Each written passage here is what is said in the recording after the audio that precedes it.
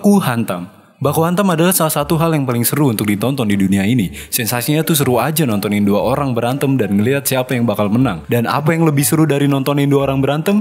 Yaitu nontonin lebih banyak orang berantem. Itulah yang dilakuin sama setiap anime shonen. Tapi kebanyakan shonen berantem pakai kekuatan, kayak superpower, magic, dan yang lainnya. Tapi di Windbreaker, lu bisa ngeliat pure baku hantam murni dengan tangan kosong. Gue bisa lihat kenapa orang-orang bisa ngebandingin anime ini sama Tokyo Revenger. Ya karena temanya sama, tukang pukul di sekolah. Yang dimana Takemichi gak bisa stop nangis, sedangkan Sakura itu tsundere. Mana yang lu pilih? Windbreaker bercerita tentang Sakura. Dia tipe orang yang fuck orang lemah, cintai yang kuat. Dia ngeliat cewek yang lagi dijebak banyak orang. Tanpa ragu, Sakura pukulin tuh semuanya dengan gampang.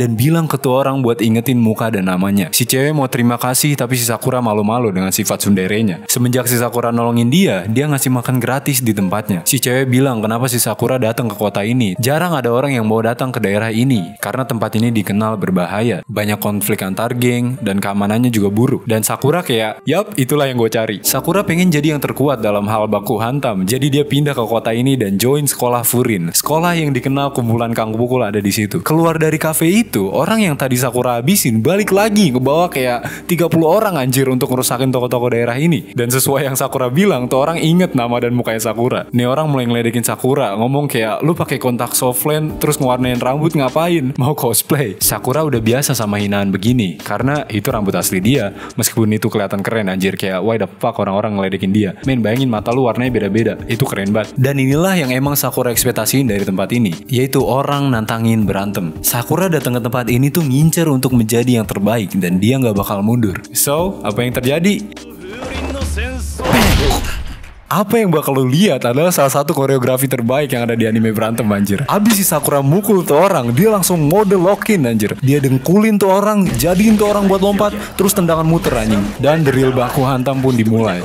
Banting, ngehindar, wait, tojok balik, double jump, tabok, tabok, tabok. Setengah tim udah tumbang anjir. Oh, mereka masih keroyokan, bam, bam, bam. Eits, ganti POV mode, tabok 2 kali. Wes, si anjing main tarikan sekarang. Pow! Tendang, baju gue jadi tarik anjing. Pow! Ayo anjing. Oh, yang ini sakit banget men, lihat. Seenggaknya 3 tulang patah itu. Dan nih cewek kayak, weh ada apa nih di luar? Dia keluar dan langsung dia dijadiin sandra anjing. Beban. Dan orang yang nyandra tuh cewek megang pisau anjir. Gimana sih Sakura ngelawan? Apa lu kira itu nge-stop gua, ha? Bam! Pakai pisau men, really? Gua kecewa. Dan sekarang situasinya agak sulit karena sekarang Sakura harus ngejaga nih cewek anjir. Tetep Sakura bertahan. Eits, ambil kakinya, lempar tuh orang anjing. Dan tiba-tiba nih orang ngambil pisaunya yang jatuh dan ngegores kakinya Sakura. Sakura teralihkan dan nih orang nyerang Sakura pakai tongkat baseball. Sakura harus mundur dan dia kejebak. Sakura panik, gak bisa ngapa-ngapain. Tuh orang ngangkat tongkatnya dan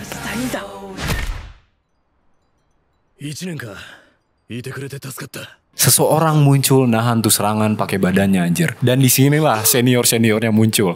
Orang-orang kuat yang biasa ngehandle situasi beginian. Ini orang bahkan ngepatahin tongkat pakai tangannya sendiri anjing.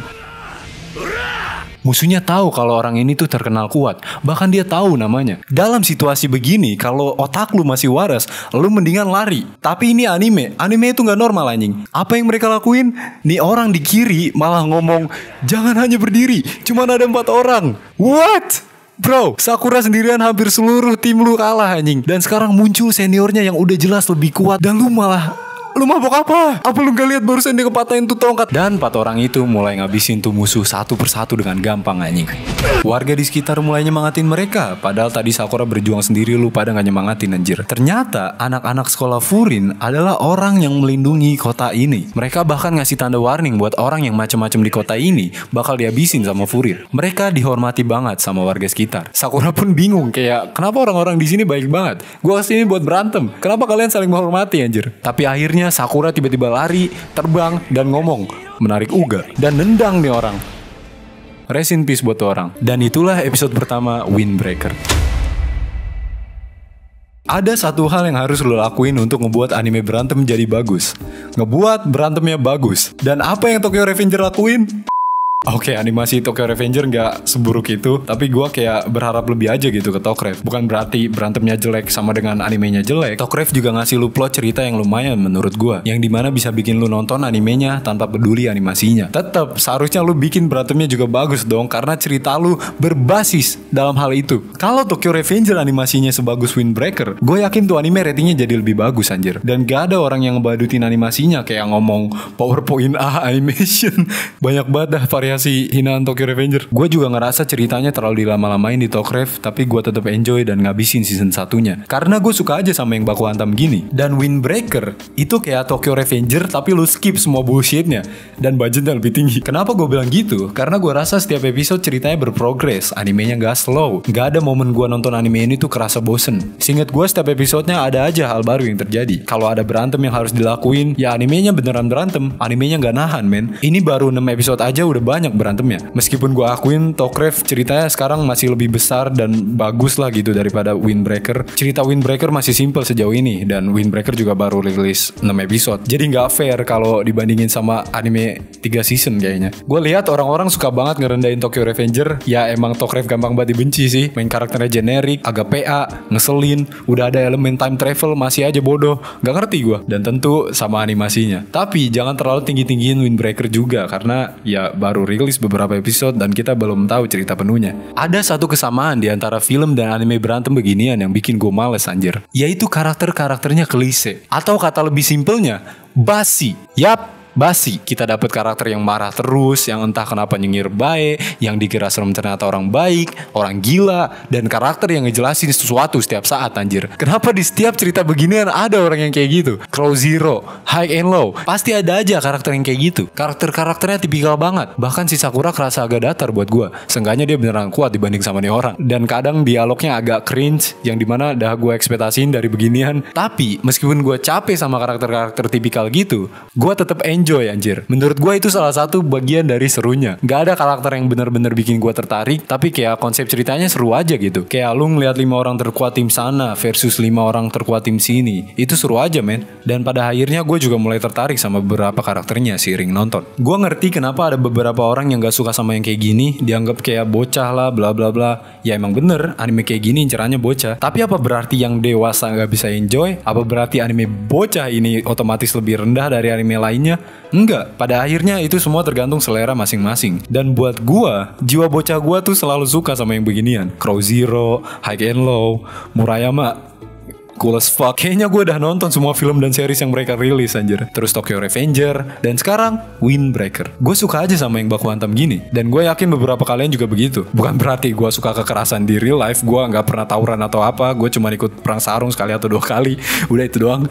Oke, pikirin kayak gini. Ini sama kayak mereka yang nikmatin isekai sampah setiap seasonnya. Karena emang itulah selera mereka. Apakah salah tuh orang nikmatin isekai sampah setiap saat? No. Tapi apa boleh kita ngebadutin selera tuh orang? Ya, tuh orang seleranya busuk anjing. Gimana lu bisa nonton cerita yang sama berkali-kali? Meskipun beberapa orang gak suka sama yang kayak gini, tapi ada satu hal yang gak bisa lu tolak dari Windbreaker, yaitu actionnya. God damn, koreografinya sama animasinya bagus banget anjir. Lu kayak bisa ngerasain setiap dampak dari pukulannya. Baju gue jadi tarik anjing. Gue ngerasa kasihan anjir sama orang-orang yang tabokin Sakura. Gue selesain 6 episodenya dan lumayan bagus animenya sejauh ini. Ceritanya gak kayak bagus banget atau gimana, tapi menghibur aja gitu. Keren. Kita baku hantam di sini men. Oke, simpelnya gini. Kalau lu suka kekerasan, action, pertarungan tangan kosong yang penuh testosteron, inilah anime yang cocok buat lu. Animasi berantem yang mantep, no bullshit. Kalau mereka berantem, ya mereka berantem. Rebutan kekuasaan antar geng sekolah, teriak-teriakan, roastingan. Ini anime yang mau lu tonton tanpa mikir. Matiin aja otak mikir lu dan enjoy animenya. Jarang kita dapat anime yang kayak gini, anime baku hantam tanpa power-poweran apalah. Itu refreshing men, karena terkadang untuk kita mengerti sesama, kita gak perlu kata-kata, gak perlu magic, gak perlu rencana. Kita cuma butuh tangan dan tenaga. Jangan diambil serius tuh kata-kata, lu bakal di penjara anjir, what the fuck. Itu kata-kata pemimpin Furin by the way. Oke, jadi begitu cara gue ngakhirin nih video, mantap.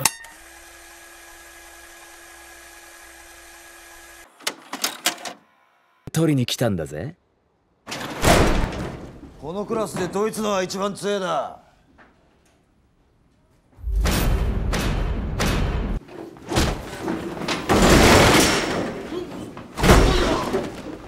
ここに出入りしていてその情熱と才能を認められ、唯一高校入学前から